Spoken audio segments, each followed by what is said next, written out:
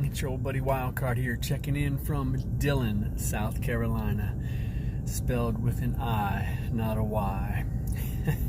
In any event, an old buddy of mine, a viewer to the channel, had asked about the tarping machines that I reference, and it's more of like a machine in the simplest of terms, in that it makes work easier, which it does make the work physically easier. Whether it makes it any quicker, it depends upon your skill with the hoist or the machine. So I've got a few short videos that I recorded from my vantage point waiting to pull into this tarping station, and I'll just splice them together, and they should be pretty self-explanatory. In the last little clip, I thought that the guy on the right had one giant tarp that covered his whole load, because he just lifted the whole deal up and set it down and bam.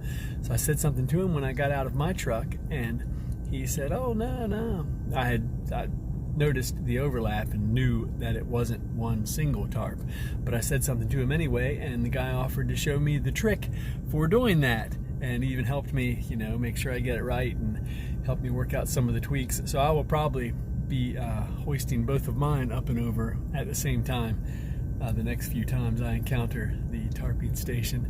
But anyway, I hope you all enjoy the video, and if you were wondering what most people mean when they say a tarping machine or a tarping station, this is similar to what you see at most lumber places. So thanks for coming along on the journey.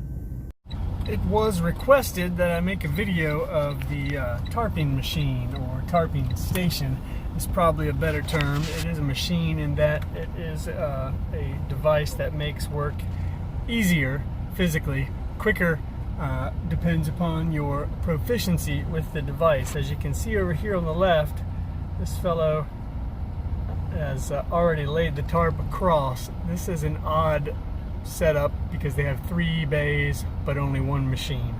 You see just above the guy that's tugging on his tarp there, you can see right in that area above him some straps hanging down from the ceiling.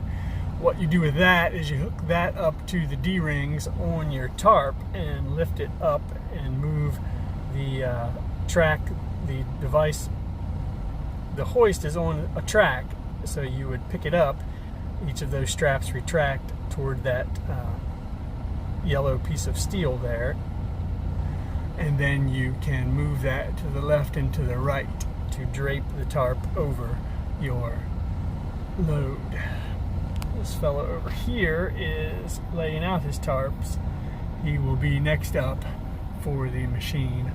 So if nobody comes up behind me, I'll probably try to get some footage of him hoisting his tarp up and over as soon as the fellow over here is done with it. You put the rear tarp on first, and then you put the front tarp on, because the front tarp has to overlap the rear for the way that the wind flows over the whole load. So that basically is an overview, the look of the tarping machine. Alright, Everett is stretching his tarp over the load. Couldn't really see him pick it up, but you get the idea. You can see he is stretching that out and over the load there, and we'll be lowering the tarp. There you can see the device moving across its tracks near the roof of this little pole barn here, and he'll hit the switch the other way and lower it down. It's pretty much just gravity, the straps release and the weight of the tarp pulls them down, essentially. You can't do any fine adjustments with it. You pretty much got to nail it as you're putting it up and over there. But that's the way that works, pretty much. There you can see this fellow is lowering it down, and he's going to hook those up to the D-rings on his tarp and hoist it up and over.